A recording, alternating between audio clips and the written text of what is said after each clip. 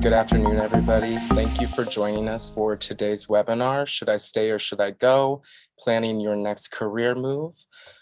Today's webinar will be presented by Dr. Art Markman. A little bit about the Center for Professional Education, short is CPE at UT Austin. We offer non-credit educational programs that help individuals meet their professional and personal goals while helping organizations develop employees and improve team performance. My name's Tyler Ritter. I'm an Enrollment and Success Coordinator with the Center for Professional Education, and thanks again for joining us today. Today's speaker is Dr. Art Markman, who is the Vice Provost for Continuing and Professional Education at UT Austin. A psychology professor and prolific writer, authoring and publishing more than 150 scholarly works about cognitive science, decision-making, and organizational behavior. Beyond the UT Austin campus, Art is probably best known as the co-host of KUT's Two Guys on Your Head radio show and podcast, where he and co-host Bob Duke explore the human mind with a unique mix of research, humor, and everyday relevance. Thank you again for being here, Art. And to start, if you could just tell us about the book, Bring Your Brain to Work, and why you wrote it.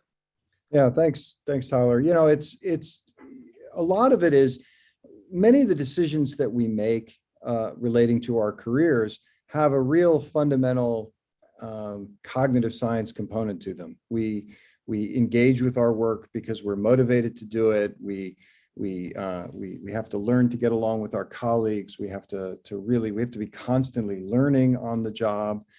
We have to really manage the whole cycle from getting a job to succeeding at it to being able to get the next one.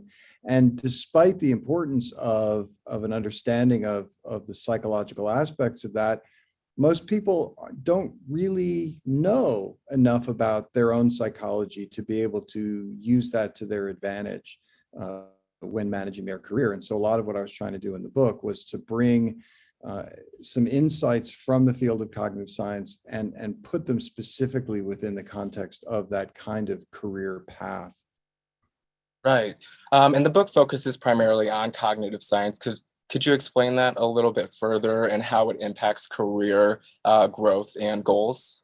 Sure. So cognitive science itself is this interdisciplinary mix of psychology and neuroscience and education and anthropology and computer science and all these different disciplines that have given us some insight into the way that minds work. And when you get to thinking about that career path, one of the things you realize is that we enter into our career with a set of expectations, many of which we haven't even really been explicit about. And those expectations guide which jobs we find attractive. They guide which opportunities we tend to gravitate towards. They influence when we think we're ready to take on the next job. We're affected by the culture around us, which is one of the reasons why different people will react differently to opportunities that are there in front of them because of aspects of the way that they were raised, or sometimes as a result of the way that our culture treats people of different types, whether it's differences between men and women or differences between people of different races. A lot of our culture influences our expectations about how it is that we're going to navigate that career. And until you understand those influences, it's hard to then be strategic about how to move forward with your career. Right. And today we're focusing primarily on chapter 9 of the book. And one thing that I found interesting was the first sentence of chapter 9 is your career is more than just one job. It reflects the contributions you make over a lifetime of work.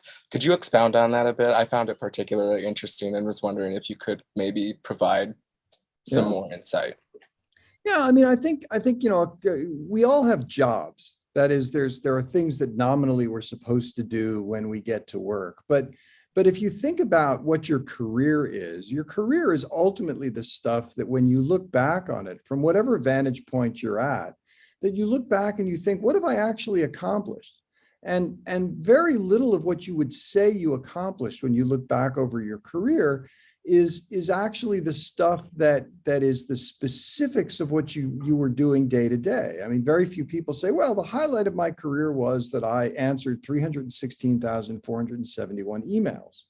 It's not about answering email, but the emails, some of the emails that you answered may very well have influenced what it is that you see as that significant contribution that you made. So, for example, if you're working with students and student success, answering emails isn't what's important, but the fact that you might help a student to navigate a difficult part of their lives in a way that then might give them a different orientation towards a class that they're taking that ultimately allows them to succeed, where when they entered into the email that they sent you, they might have been on the road to failure. That's a contribution. That's something that when you look at it, you think, yeah, that's something that's important to me as part of my career. And as we get through this discussion today, of course, one of the things that happens is we're constantly changing that sense of what we want that contribution to be as we grow, as we mature, as the world changes in what kinds of priorities are valued. And we have to adapt to that. We have to realize that if we're not constantly thinking about how the job that we're doing relates to that contribution we want to say we've made, that we run the risk of doing a job that ultimately doesn't feel like it added up to much more than the specific tasks that we did. Right, and kind of transitioning over to the theme of today's talk of, should I stay or should I go? And knowing when it's time for a professional change. And I know that a lot of people, especially during the past year, year and a half during COVID, have kind of had those conversations with themselves. In the book, you refer to 3 core questions to ask yourself about moving forward in our careers. Could you kind of explain those 3 questions? And also, if you could kind of correlate with like the past year and a half, have those questions changed for a lot of people since the time that you wrote the book? Yeah, so the 3 core questions really are, do I move out, do I move on, or do I move up? And moving out is essentially, do I really fundamentally change my career altogether? Do I look at the sum total of what I'm doing and think, this isn't really the path for me. I actually need to be on a significantly different path than the one that I'm on. The idea of moving out is, I like my career, I like the things that I do, but I'm not sure that this organization is ultimately the place for me to make the contribution I'd like to make. So you want to stay on the career path, but not necessarily with the firm that you're working with at that moment.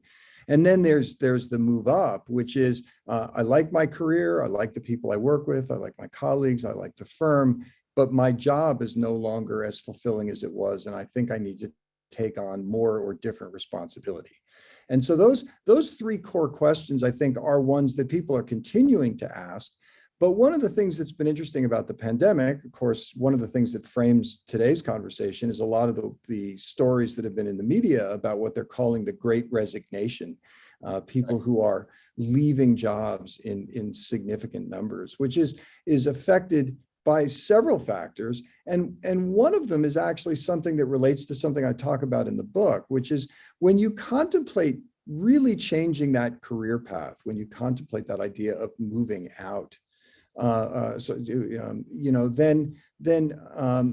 I think one of the things that often affects that is life experience. I interviewed a lot of people when I was writing the book, and one of the themes that came through for people who were making significant changes in their careers was that many of them either themselves suffered a significant crisis, or had a close relative or friend who suffered a crisis, whether that was an illness or an accident or some other major life change. And one of the reasons why those life changes are so powerful is because they often force you to confront the end of your career. If you get into a significant accident at the age of 42, you might have prior to that been thinking, well, I'm going to work another 30 years. That's forever. I have plenty of time to make the contribution I want to make. And then you get in an accident and you think to yourself, wow, that whole thing could have ended today. would I really look back on what I'm doing and feel good about it? And if not, then maybe it's time to make a change. And I think what the pandemic has done is to put everybody into that state of reckoning. We have spent a year working from home, a little bit isolated from colleagues, but also asking, what am I doing every day? And is it really something important enough to warrant spending the amount of time on it that I'm spending? And apparently, given the Great Resignation, the answer to that question for a lot of people is no. I'm not doing something where I feel like the work that I do adds up to something that I'm going to feel good about calling my career contribution. Right, and kind of going further with this, how often previously would you kind of encourage people to ask those three questions? Is it something that you should consider quarterly? And do you think that should be more frequent given the current times and given what we're seeing with increased resignations and things like that? Yeah, what I would say is that there are two signs that it's time to really ask those kinds of questions. One is, I think that at least on a yearly basis, and probably not much more often than twice a year, it's worth really saying, how are things going? Because it's hard to separate the real contribution you feel like you're making or the contribution that you feel like the firm is making, because part of your own career contribution is, do I feel like I'm working for an organization that is actually having an impact? And so, my particular job might be crucial for the firm, and even if I don't love every task I'm doing, I still might feel like the work that I'm doing adds up to something and contributes to this bigger contribution that the firm is making. But it's hard to see that if you ask that question of yourself every week, because then all you're focused on is, well, I answered a bunch more emails this week. But over a several month period, you can look back and say, oh yeah, I can see how I personally or the firm that I work with has done this important thing over this period of time or not. So I think, every 6 months to a year is a good cadence for that, to ask all three of those questions and to see, well, how am I doing? How, and part of what you want to do is to recognize that your own values may have changed, that things that you thought were incredibly important, actually, as you begin to achieve them, they're not as important as you thought that they were going to be. Another person that I interviewed for the book, for example, got out of college and thought, I really want a prestigious job. One of my core values is achievement. I want to be seen as somebody who's successful. And he took a job that had a great title that clearly everyone would say that's a successful job to have. And he utterly didn't feel fulfilled with it. And as he examined himself, he realized, his core value wasn't really achievement. His core value really was what people who study values often call benevolence. He wanted to help other people, and he actually quit his job and went to join the Peace Corps, and then ultimately, took a job that was much more one that was aligned with helping other people. And so, sometimes what we see is a shift in our own values. Sometimes it's societal values that shift, and we get carried along with that. Sometimes, the job just doesn't seem to add up to the thing that you wanted it to. You started a career path and you thought it had great promise, and then you realize, what, this isn't really as exciting for me as I thought it was going to be. It doesn't really allow me to do the kinds of things I want to do. You can see that over a period of time. The other reason why you want to give it some time is because even in the best job, there are going to be days that are just no fun. Where you're struggling with something, or there's a client or customer who is causing, who's really unhappy, and that doesn't make you feel good, or you do something with the best of intentions and it doesn't go well, and you're just feeling bad about the outcome. You don't want significant career shifts to be guided by the day-to-day ups and downs of life. But if you're consistently feeling unfulfilled and unhappy in the work that you're doing over a long period of time, that's the point at which really trying to pinpoint, is this because this career path isn't the right one for me?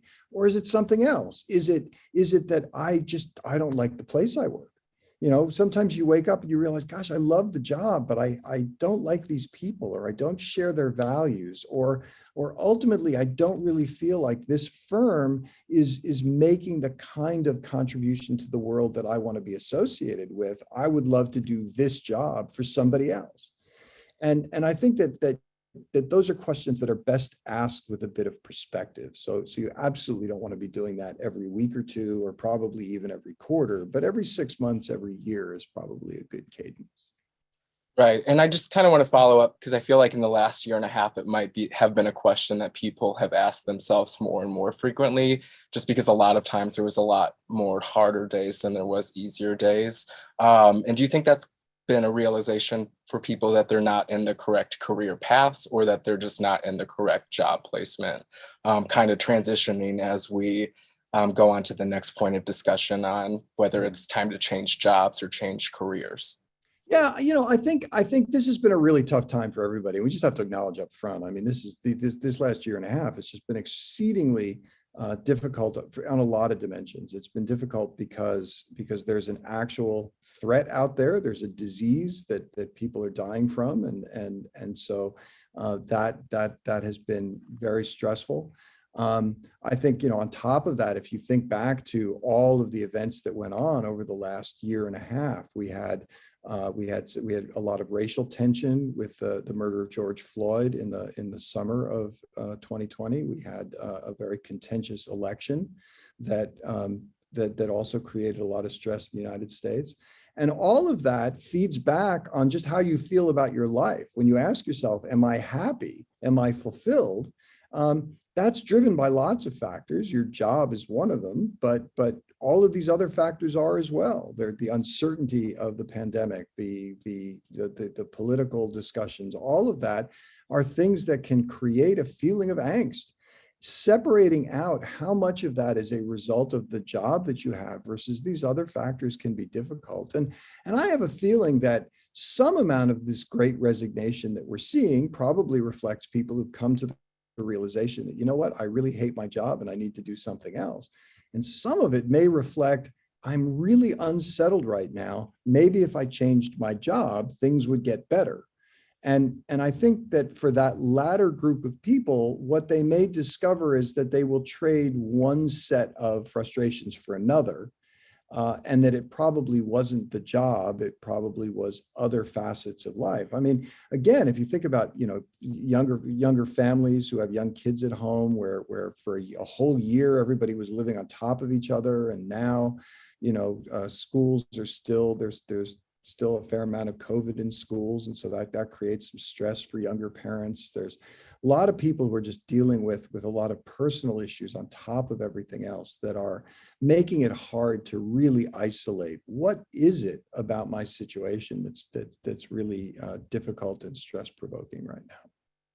Right. And just to kind of continue with that, so we've heard a lot about the Great Resignation, employees leaving their current position, switching careers. It doesn't seem that we've heard a lot about employers' reactions to the Great Resignation. Do you have any insight as to, how employers are reacting, how they might proceed in the future to incentivize employees to stay, things like that? Yeah, I mean, obviously, employers are panicked, may be slightly too strong, but perhaps only slightly too strong. Every employer knows that it's extraordinarily expensive to replace people who leave. Expensive because job searches are expensive because onboarding is expensive, and because you run the risk of really damaging an organizational culture. And it's extraordinarily difficult to bring people on board at a new organization remotely, and with a lot of companies having most of their employees working remotely, it's really hard to integrate new people into a system when they don't actually get to meet anybody in person, and they don't get to learn by observation. So I think that there's a lot of concern on the part of organizations about what they can do. I think that one of the things that organizations are going to have to really think a lot about is what are the kinds of support that they're providing for employees. And some of that support includes the kind of support of, how do I help people to find the jobs that will be fulfilling for them within the firm, how do I support that learning and development and help them to really expand on their career? And this is a shift that we're seeing in many firms where they've changed the name of their function from human resources to their people function. And that's not just kind of touchy-feely, new agey language. There's actually, I think, something really significant underlying that, which is human resources in some ways says, well, I have people and I need to slot them into jobs, but the people are resources. And just like I can spend any particular dollar I have on something, and they're interchangeable, presumably I could treat people as being somewhat interchangeable. I just need to slot them into a particular job. Now that's a caricature. But at the point where I start thinking about the people who work for me, now I begin to ask the question, what do I do as an organization to really support those people's development over the course of their careers, to help them to thrive in the position that they're in right now, but also to provide the kind of education experiences and mentorship and other things that might help people to also make that successful transition into a job, succeeding at that while they're doing it, and then moving on to the next thing in ways that help to keep them engaged with the organization for the long term. And I think that firms have to embrace that, I think, very fully right now if they're going to be successful at keeping people in their workplace. So if you could, in the book, you discuss the 3 areas you have to evaluate when deciding whether or not to stay in your current career or kind of shift career paths. Can you kind of expound on that? Describe those 3 areas for us and provide some insight? I think there's actually, there's a lot of different elements that we have to take into consideration as we really begin to think about this notion of a career path. One of them is, what are my skills, right? What are the things that I bring to the job that I'm doing, and what skills do I need to have in order to be able to do the next thing? So, one of the issues with changing jobs is when you switch jobs, you switch responsibilities, right? And if you're unaware of what responsibilities that next job requires, then you need to get educated about what is required, and then actually begin to find ways to develop those skills. One of the reasons why universities like UT have so many continuing education classes that are aimed at working professionals is precisely because we want to help people to build that next skill set, to shore up weaknesses that they may have, or just to give them an opportunity to explore aspects of their abilities that they haven't currently had to exercise in their job, but are going to be critical for the next thing that they have to do. I think that another thing that people have to really be, spend some time thinking about is what is that impact that they want to make in their career? There are lots of things that people are able to do, but the question is, what do you actually want to do? What are the things that you will value having done, in your job? And, a lot of times, again, people struggle with trying to figure out, well, I'm good at this particular thing, but that isn't really what I want to be doing day to day. I want to have a particular kind of contribution. And so really trying to figure out how to align the work that you do with the kind of overall contribution that you make is, I think, another thing that's extremely important. And then, you've got to look at your ability to work together with the people who are part of the firm that you work with. And this has become something that, particularly during the pandemic, has become much more difficult, because for many people, we're working remotely. And so we're not seeing our team members as much. Everything that we do has to be done very, very explicitly. And work can feel very isolated right now. It can feel like we're not actually part of a team that is supporting us in the work that we're doing. And I think that to the extent that you're feeling a little bit alone and adrift in the work that you're doing, it is really important, even before considering a real career switch, to find ways to connect with your fellow employees, to engage with them, formally and informally, and not just informally in the kind of let's have a Zoom happy hour, but also to engage informally in those ways of just, having some wider ranging discussions about the work that you're doing. Because one of the things that really does happen in workplaces when we're all together at the same time is that there's a tremendous amount of observational learning that goes on. You learn what it's like to do a particular job by watching other people do that job and seeing how they handle things, seeing the tone of voice that they use for things, seeing the kinds of questions that they ask, seeing the way that they organize their workspace.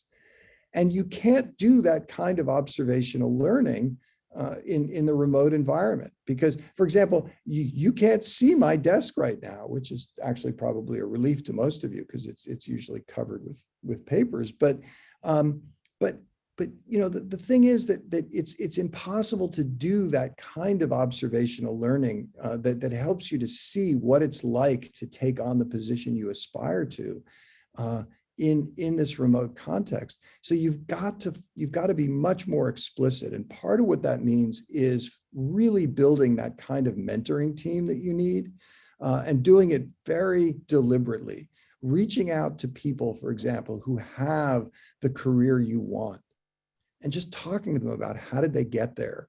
What enabled them to succeed, and just listening to that. Finding people who seem to be really skilled at navigating the bureaucracy of the organization and asking them to guide you through it and to help you to learn to do that.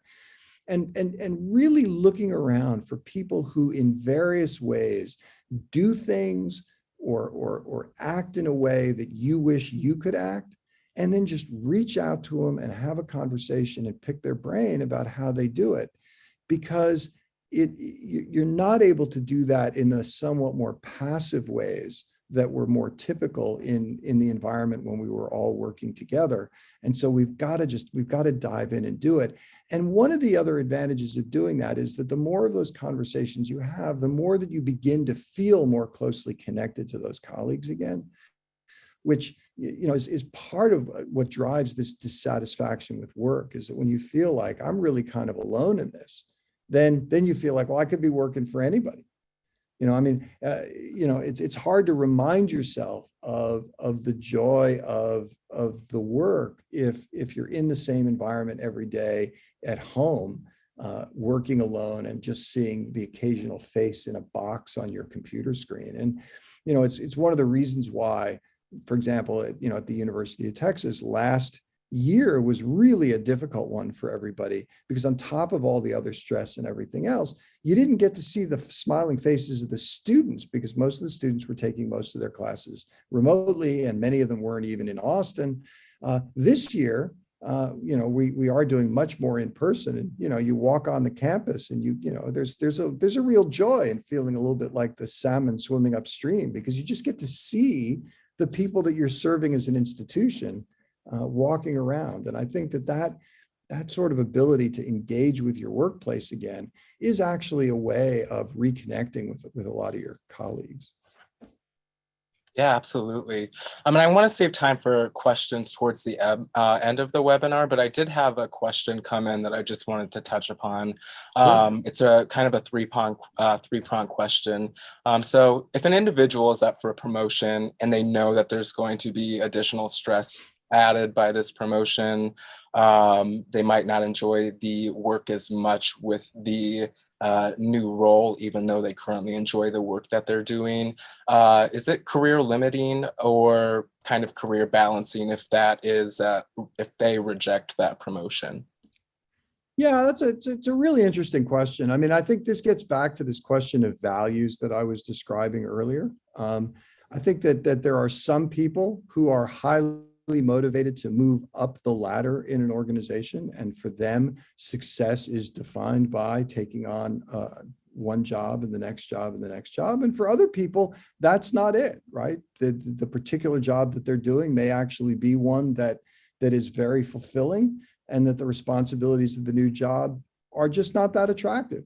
And if they're happy more or less with the salary that they're making, and that cost of living increases for, within that job or will be sufficient for them, then, is it, is it career limiting? Well, it's career limiting in the sense that you're, if you're not really particularly interested in promotions, then you are likely to continue to do the same job for a long time. But if that job is really fulfilling to you, that's great, right? It's the fact that other people might define success differently is not actually something you need to internalize.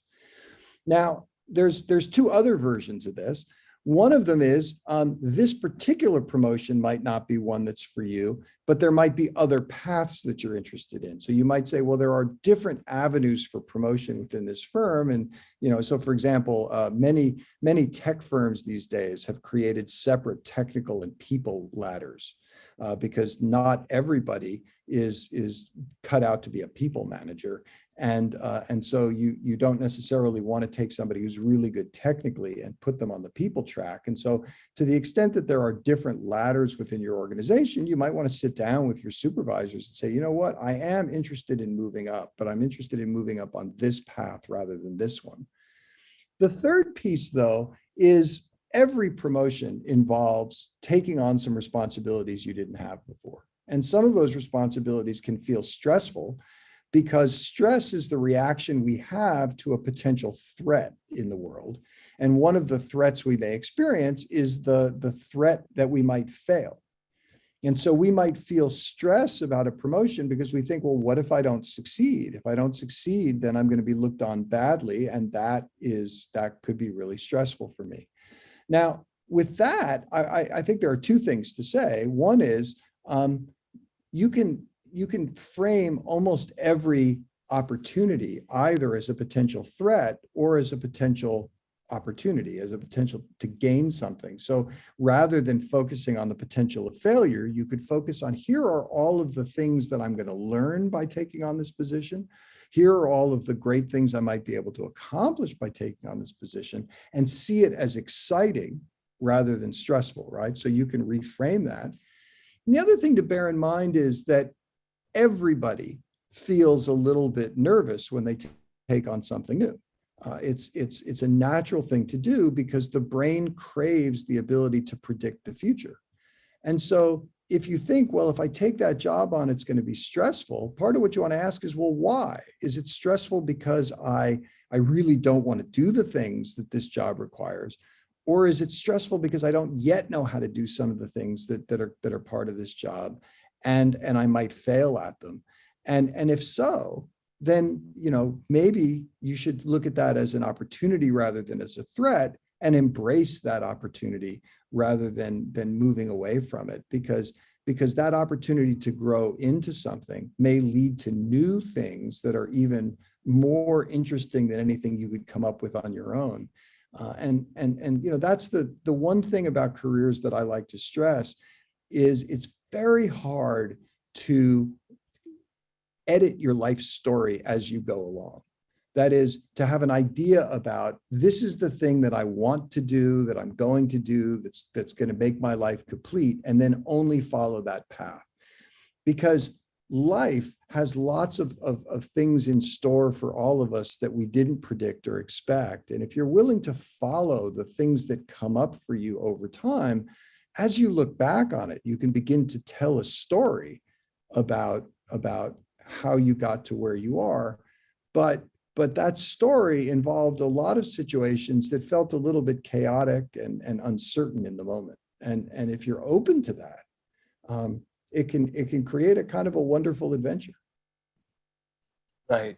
Kind of following up from that first question that we got from an attendee, as a follow-up, what if you're happy with the work you're doing, the impact of your job, but you work in an environment that can be described as toxic, whether it be because of your coworkers, management? How would you go about considering those impacts on your work?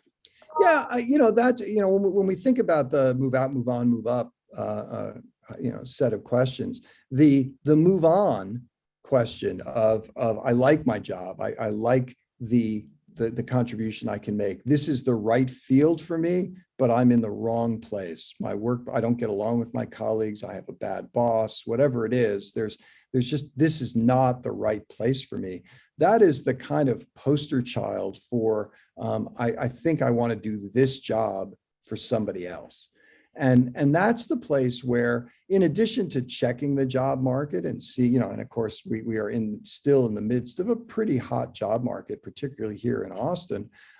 So there may be opportunities just through applying in the normal ways. But I think on top of that, many of us have developed connections to other people who do similar kinds of work at other firms. And sometimes just having a conversation with them and asking them a couple of questions, some of which are, what's the work environment like where you are?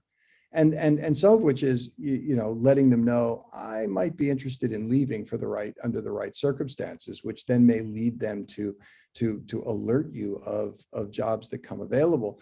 But it is useful sometimes just to calibrate what are workplaces like, to make sure that the things that frustrate you are not things that are so common in workplaces that even if you move, you're likely to engage, to have some of the same problems. And if that's the case, then you're going to want to be a little bit more selective to really talk with a lot of people until you find a firm that feels really compatible with who you are and how you like to engage. Perfect. Before we transition to the full Q&A component of the webinar, I just wanted to know if you could touch a little bit on burnout and how that might factor into people's decision making when it comes to whether shifting career paths, changing roles, or just moving organizations. Yeah.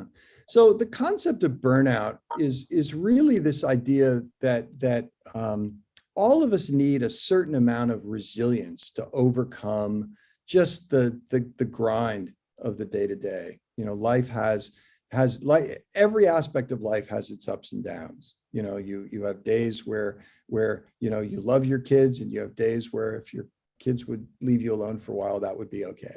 You have days where your coworkers are the best people on earth, and there are days where your coworkers really should go jump in a lake. And the trick in life is to figure out how to get through those toughest days so that you can get back into those days that are going well. And sometimes that just requires being able to sleep on it, wake up the next day and feel a little bit better. Unfortunately, I think the pandemic has created so much stress at every level. Early in the pandemic, a lot of firms cut employees because of concerns about sales and revenues. And so firms were doing a lot more with a lot less. And so people who were working were feeling overworked. At the same time, we were working from home and trying to navigate creating some kind of work-life balance when your workplace and your home space were the same spaces. On top of that, you were living 24/7 with your spouse and partner and your kids and your pets and everything. And all of that, I think, just sapped people's resilience. And so burnout is what happens when you wake up one day and you just think, if anything goes wrong today, I just don't think that I have the excess energy that's required to get through that in an effective way. And I think that, one of the reasons that we've seen so many stories about protecting mental health over the last year and a half is because people have been stretched to their extremes. And I think that one of the things to remember is that it is unlikely that changing jobs is going to make you more resilient over the long term. It could give you a little bit of energy temporarily because it's kind of exciting to be brought into a place that really wants you and to do something a little bit different. But very quickly, you're still going to find that new job has its ups and downs. And if you're really feeling like you have no resilience, it's important to let the people around you know that. It's important to take a little bit of mental health time and to do something with it, to go out and take up a new exercise routine or a new hobby or something. If you're on duty 24/7 because you've got work and kids and family care and other things, try and Try and carve out some space where somebody else helps to take care of the kids for a while so that you can get off on your own and do something that is fulfilling for you. That taking those moments for mental health matters. And if you're really struggling, talk with a professional. There's a reason why therapists exist. Therapy can be a great thing for just helping you to think about what specific strategies you might engage in to build that resilience back up. And let your colleagues know too, right? I think we all are trying to look out for each other these days. We're all trying to be good colleagues. I think it's important that everybody understand when you're struggling, because they can't see it on you the way that they do when you're in the workplace. I mean, when you're in the workplace and somebody's dragging, you can see it in their body language, you can see it in their face just when they're sitting at their desk, and you can walk over and talk to them and engage. With Zoom, it's much harder to see all of that. So you gotta, and obviously we should all be on the lookout for colleagues who are struggling, but if you're feeling it yourself, reach out to your colleagues and just let them know that you need a little bit of extra, you could use a little bit of extra attention because you're just really feeling at the edge of it.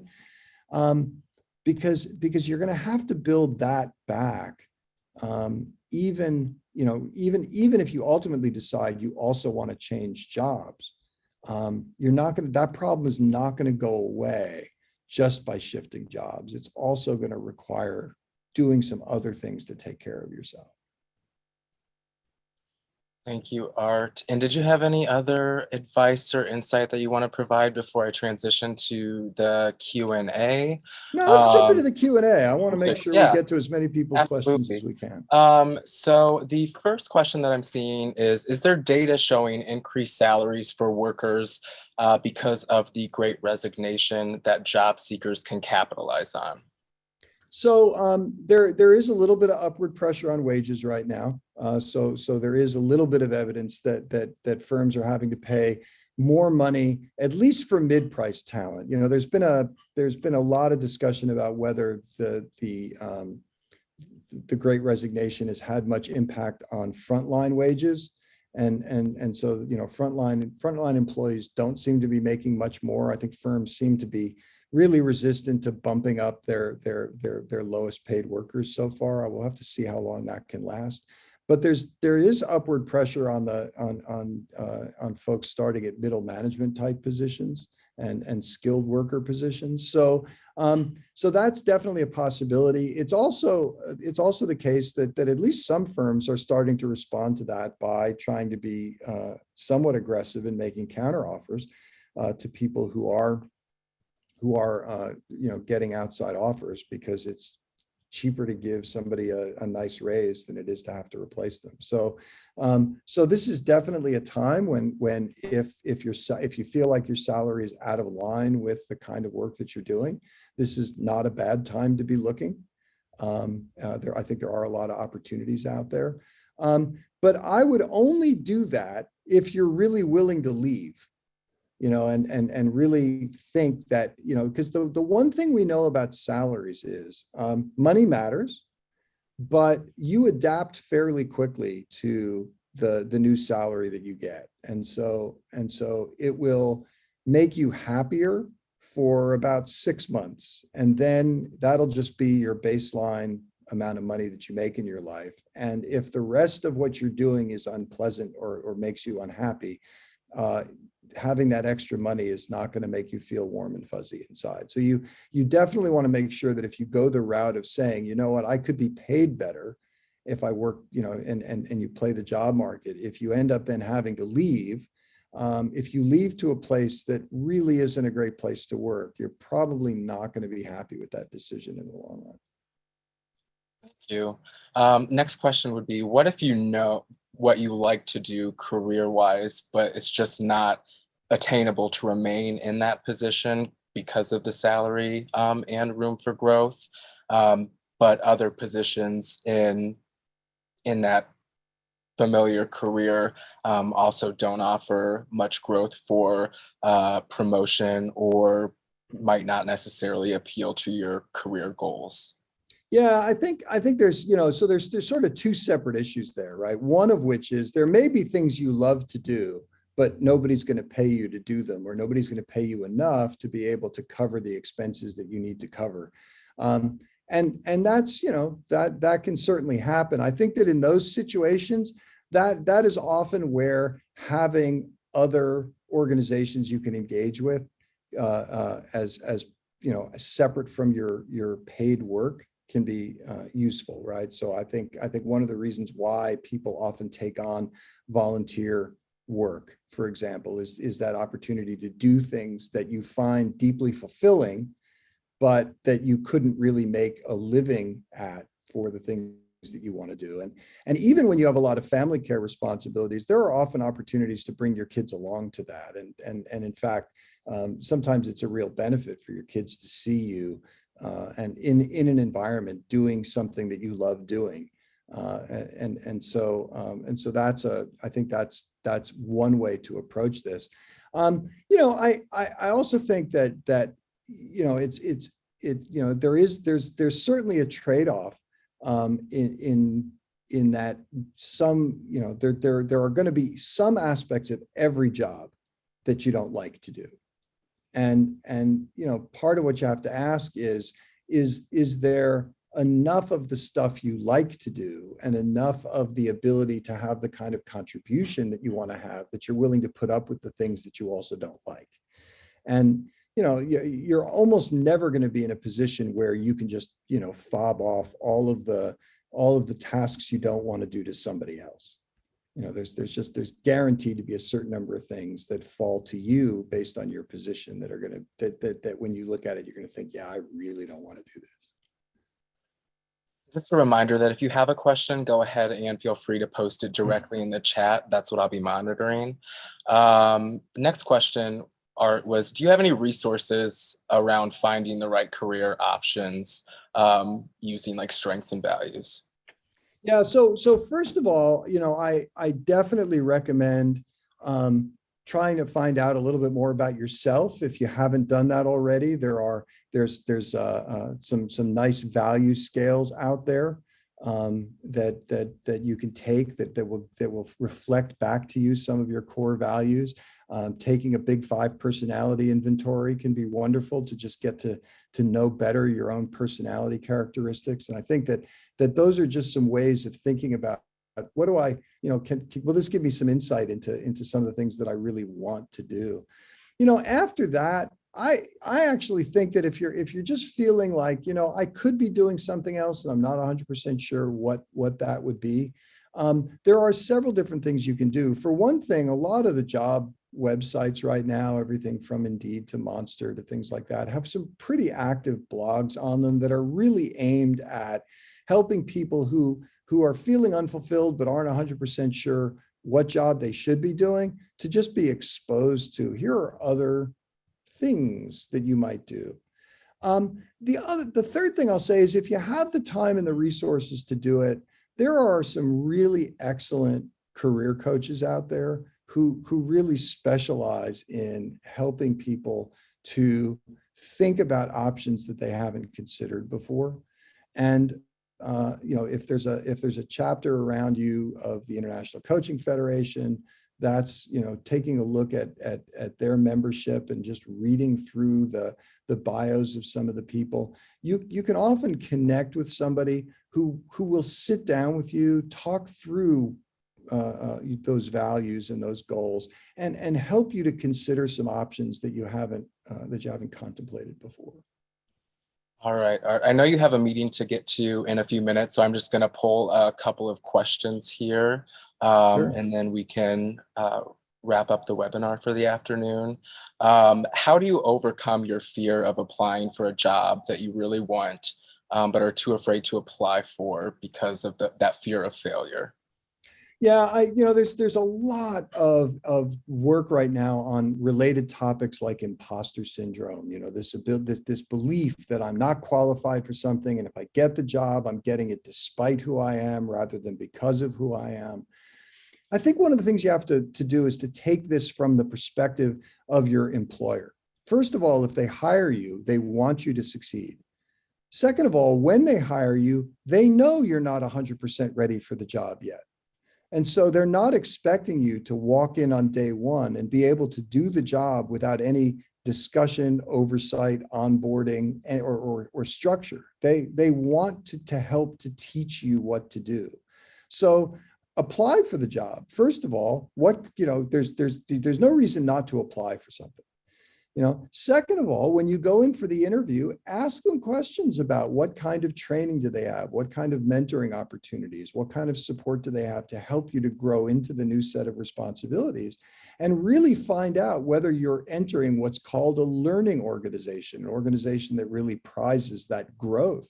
And if you are in an organization like that, then I would consider every limitation you have as an opportunity to learn, because that's how the firm is characterizing it. They hired you not because of what you can do, but because of your potential.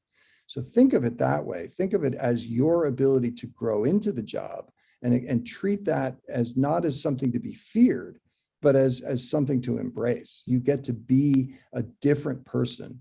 You get to create a different set of skills by virtue of taking that job.